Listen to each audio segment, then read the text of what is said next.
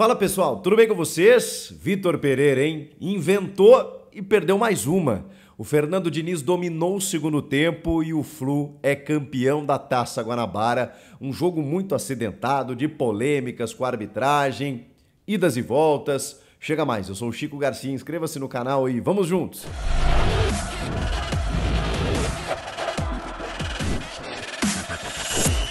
Vitor Pereira, inimigo dos títulos, inimigo dos clássicos, impressionante. 100% de aproveitamento. Ele não consegue ganhar um clássico, não consegue ganhar uma disputa de título e olha que ele optou pelo Flamengo porque teria a possibilidade de disputar títulos, vejam só.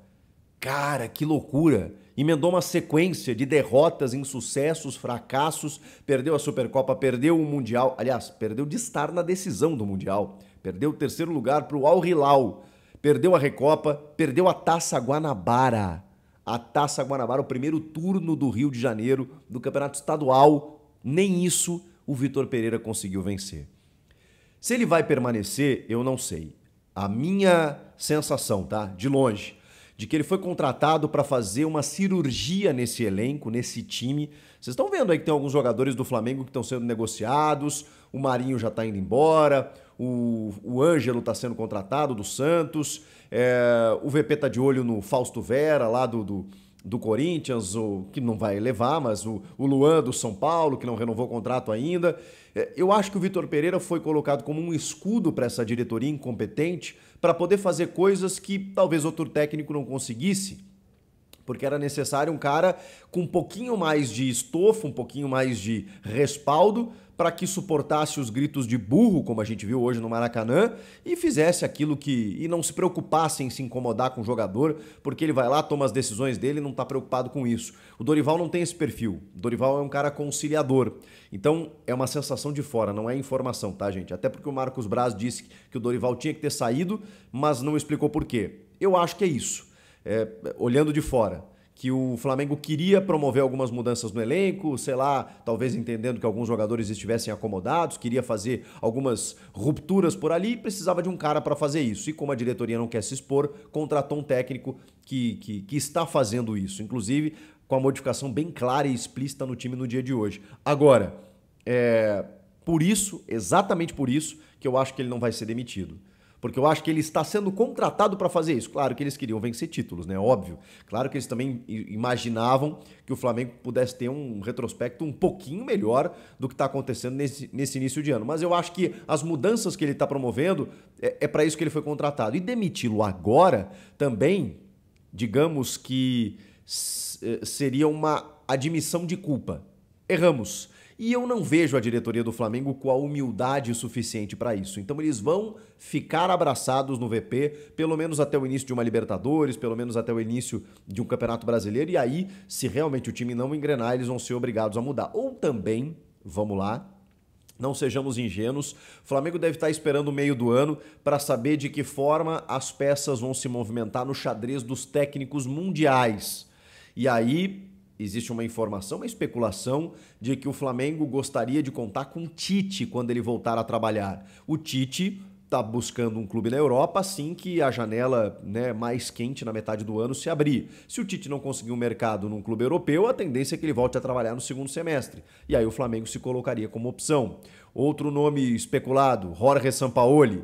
Jorge Jesus, esse tá no Fenerbahçe, não vai renovar, no meio do ano vai ficar livre. E a gente sabe como o Flamengo é desesperado para que o Jesus volte a comandar o seu time. Então, assim, talvez o Flamengo não vá tomar uma decisão agora, primeiro, para não admitir que errou, e segundo, para esperar algum técnico de ponta aí ficar livre no mercado. Mas vamos falar do jogo, porque o VP, desse jeito kamikaze, ou talvez até intencional de promover algumas mudanças e algumas significativas, ele primeiro mudou o sistema. Ele mudou o sistema e não adiantou nada. Mas eu diria para vocês que o primeiro tempo foi muito bom do Flamengo. Falando assim com justiça e sendo honesto com os fatos, o time que ele escalou foi muito interessante, porque ele conseguiu, digamos assim, surpreender o time do Fernando Diniz, que vocês sabem, sai a partir de trás com a bola dominada e ele marca a pressão numa intensidade que eu não tinha visto o Flamengo adotar ainda nesse início de ano. Também, talvez, por conta das suas peças, né? Ele tira do time titular o Everton Ribeiro, o goleiro Santos, que não vinha bem realmente, o Arturo Vidal, que vinha sendo titular, bom, o Thiago Maia, que também não está jogando, enfim, e o Pedro.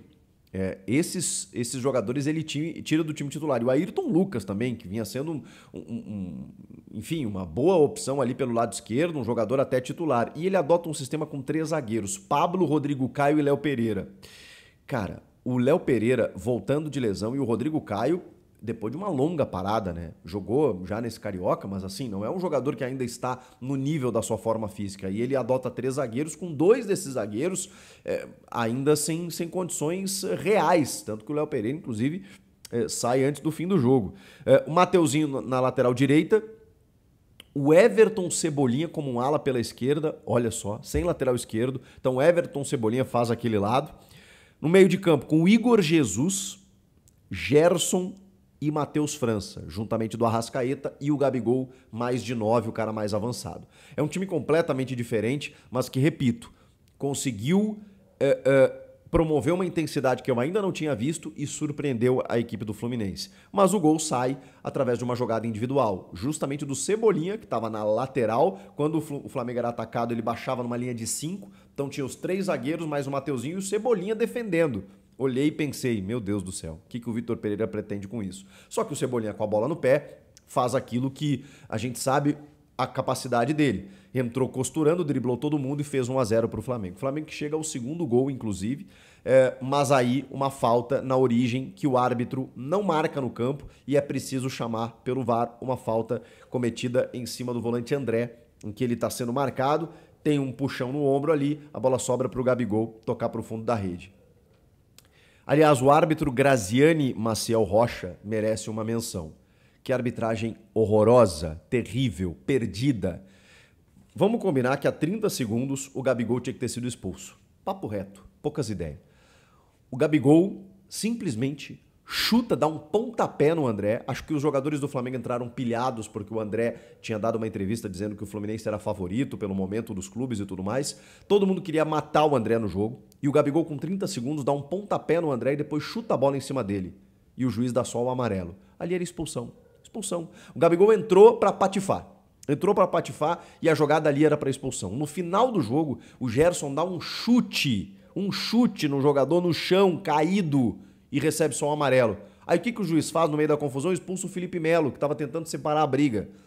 Olha, eu sou um crítico do Felipe Melo aqui, mas ele foi expulso no nome. Né? É inadmissível. E o Gerson continuou em campo. Então, assim, além de outros tantos momentos em que eu vi o árbitro completamente perdido, muitos bolinhos, muita confusão, porque viram que o árbitro era fraco. Graziani e Maciel Rocha. Lamentável apitar um jogo desse tamanho, porque era um Fla-Flu que não valia só a Taça Guanabara, né? Parecia final de Campeonato Brasileiro. Vocês viram o tamanho da pressão, da repercussão, do estádio lotado e tudo mais. Não era um jogo para o tamanho dele. Vamos lá, escalação do Fluminense aqui. O Fábio, 42 anos e pegando, hein? Pega uma bola no final do jogo, uma defesaça. Samuel Xavier na direita, a dupla de zaga Nino e David Braz e o Alexander na esquerda. Meio de campo, muito bom do Flu. André, Martinelli, Ganso, Arias, Keno e Cano. Keno não foi bem, saiu inclusive porque não estava fazendo um bom jogo, e aí entra o trabalho de Fernando Diniz. Ele percebeu que esse Flamengo, com essa intensidade toda, precisava ser corrigido, que o jogo precisava ser corrigido. O que ele faz? Olha como é importante você ter um treinador. Ele tira um dos zagueiros, o David Braz, e coloca o Gabriel Pirani, jogador que foi contratado junto ao Santos, que é um meio-campista que dá muita mobilidade ali no meio. O Gabriel Pirani começa a compor mais o setor de meio e começa a travar mais as ações do Flamengo. O André baixa para ser zagueiro. O André e o Nino, 2 zagueiros técnicos de boa saída de bola, com o Gabriel Pirani no meio, juntamente do Martinelli, depois entra o Alan, o Ganso, depois entra o Giovani, e o Lima, que entra no lugar do Keno, que não vinha fazendo uma boa partida, então é mais um jogador de meio.